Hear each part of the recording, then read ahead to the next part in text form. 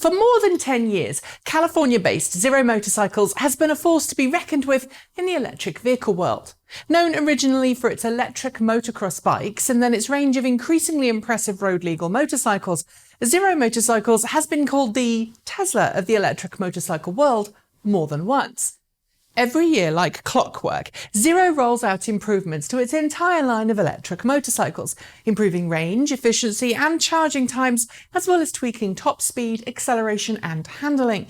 Its FX, FXS, S, SR, DS and DSR have all earned themselves high praise from bikers and non-bikers alike, and you can see them on the roads of pretty much any major city around the world.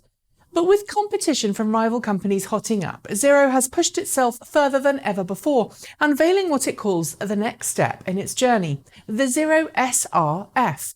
Revealed earlier today, it's Zero's most expensive motorcycle to date, but Zero says it's the future of motorcycles. And here's what we know about it so far. Oh, and because we don't have much in the way of video footage from Zero yet, that's coming later this week, quite a lot of this video uses photos from the press kit and what little video there currently is available. Part of the same S family as the S and SR, the SRF is a naked street fighter that looks absolutely stunning. It's the most conventional looking Zero to date, and to be honest, you'd have trouble telling it apart from many internal combustion engine bikes from a distance. The ZF 14.4 kWh lithium-ion battery pack, again an evolution of Zero's own in-house battery tech that's been with the company since day one, offers a city range of 161 miles per charge, with a combined city-highway range of 123 miles. Go full out on the highway at 70 miles an hour or more, and you'll get less than 82 miles with the standard battery pack. But, like some of its other motorcycles, the Zero SRF can be fitted with an additional battery pack known as the power tank. This takes away some of the luggage storage capabilities of the SRF, namely the tank cubby or box, but it does add an additional 3.6 kilowatt hours of extra capacity to the battery.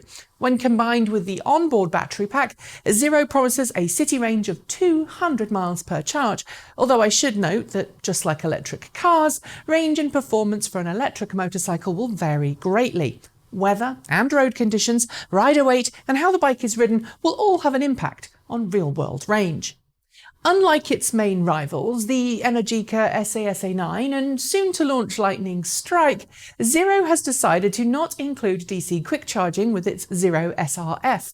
Instead, it will offer the Zero SRF in two different configurations. Standard, which comes with a 3 kilowatt onboard charging unit, and Premium, which comes with a 6 kilowatt charging unit.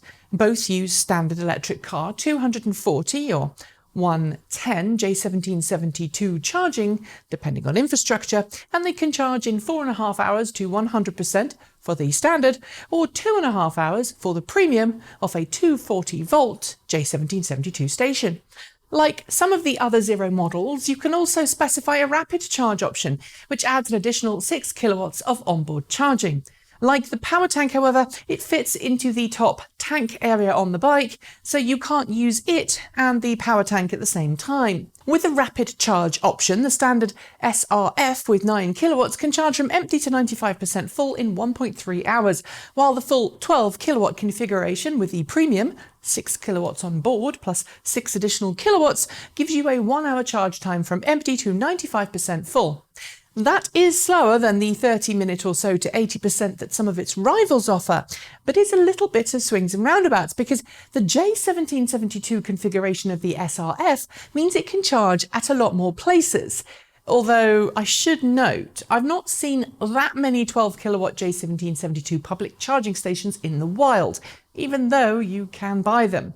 When it comes to performance, Zero is surprisingly quiet on the sprint time. But it does say the SRF's new Z-Force 75-10 coaxially mounted electric motor, the largest motor it's ever made, can push out 82 kilowatts of power and 140 pound-feet of torque. 82 kilowatts, by the way, is 2 kilowatts more power than the motor in the original Nissan Leaf.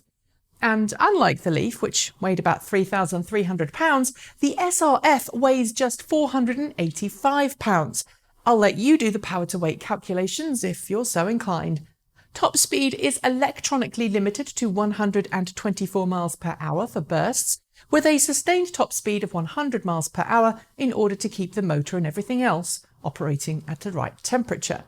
Tying this all together is what Niro says is the most advanced operating system it's ever had on its bikes, so-called Cypher 3, which it claims makes the Niro SRF the first Internet of Things motorcycle out there.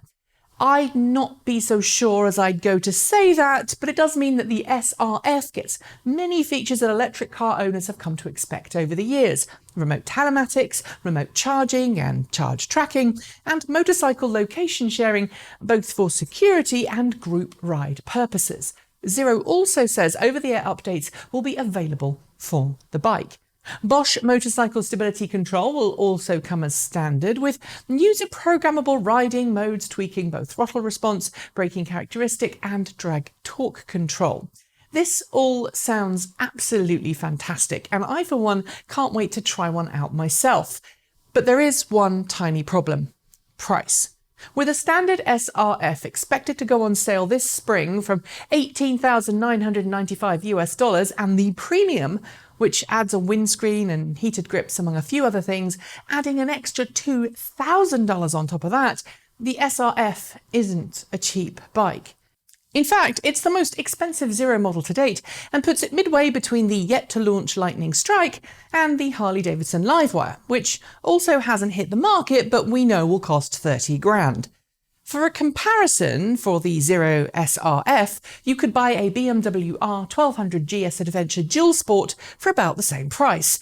Granted, they're not in the same motorcycle category or cross-shop against each other, but it's worth remembering that just like electric cars, electric motorcycles do have a higher sticker price than their internal combustion engine counterparts. While electric cars are slowly approaching price parity, the Niro SRF hasn't reached it yet. That said, I love the look of this new bike, and of course, I'm going to try and get my hands on one to review. What about you? Leave your thoughts in the comments below.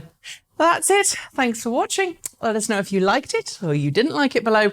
Scribble a comment, hit the notification bell so you don't miss out on a single episode. And if you want to support the channel and the shows we make, there are 3 ways you can do that just below me in the show notes. I'll be back with more great content, but until then, keep evolving.